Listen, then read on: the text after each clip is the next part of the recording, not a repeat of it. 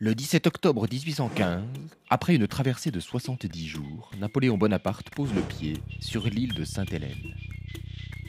Né sur une île, exilé une première fois sur une autre île, Sainte-Hélène sera la dernière île de l'empereur. Île volcanique perdue au milieu de l'océan Atlantique Sud, Sainte-Hélène mesure 17 km de long sur 10 km de large pour une superficie totale de 122 km². 122 km², c'est la superficie de Disney World en Floride. Mais pas de château de Cendrillon ou d'attractions à Sainte-Hélène, pas non plus de plage ou de cocotiers. C'est une île austère, ceinturée de falaises avec des vallées humides et des gorges montagneuses.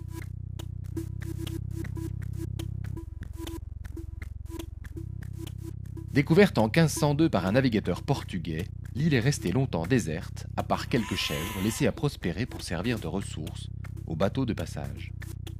La plus proche terre est l'île de l'Ascension, à 1125 km au nord-ouest.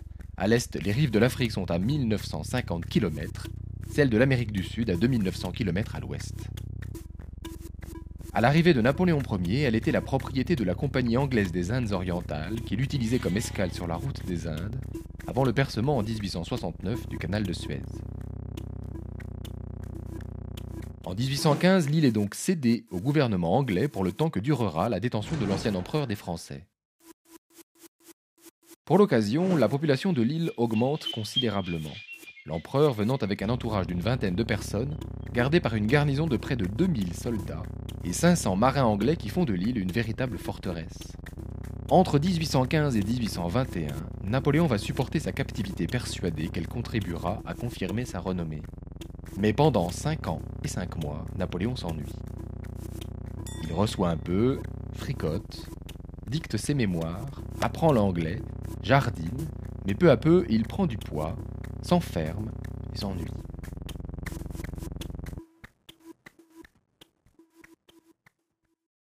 Il meurt après une lente agonie le 5 mai 1821 à 17h49 à l'âge de 51 ans.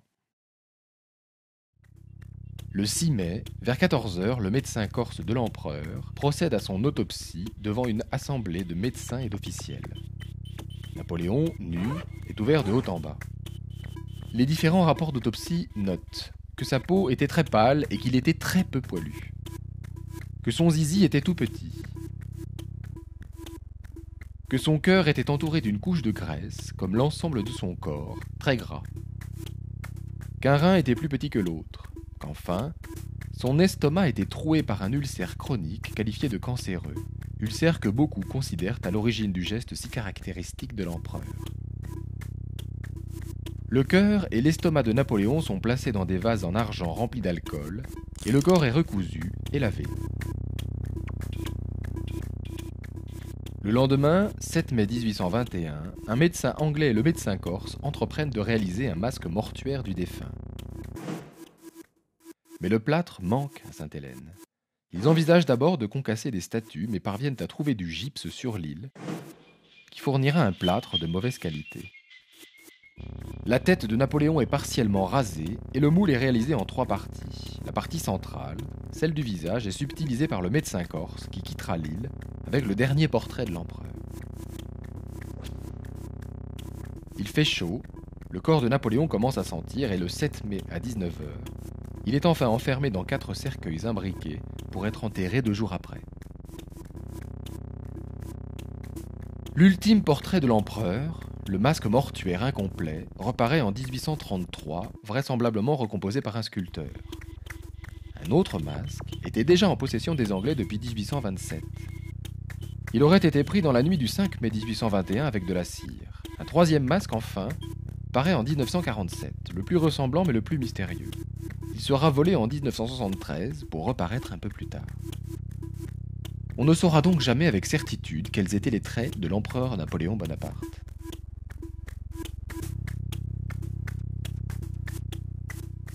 À la fin du mois de juillet 1821, la garnison et l'entourage français ont quitté l'île de Sainte-Hélène, rendue à son administration d'origine.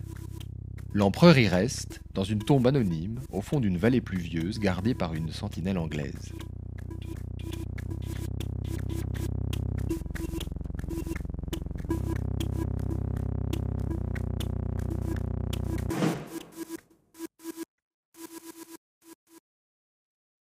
Mais l'histoire n'est pas finie. 19 ans après la mort de l'empereur, la France obtient l'autorisation de rapatrier sa dépouille. La frégate La Belle Poule est apprêtée pour l'occasion avec à son bord le fils du roi Louis-Philippe et une grande partie des anciens compagnons de captivité de Napoléon. Entièrement peinte en noir, la frégate traverse l'océan jusqu'à la petite île où elle arrive le 8 octobre 1840.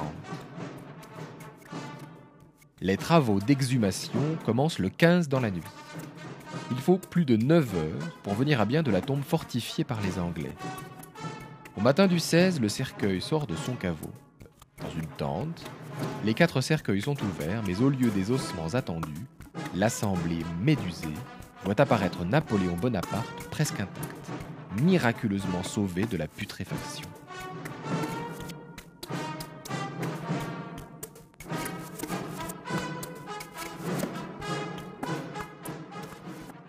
Après quelques minutes d'émotion, les caisses sont placées dans un nouveau cercueil de plomb, enfermé dans un sarcophage d'ébène. Le nouveau cercueil est emmené lentement à bord du bateau.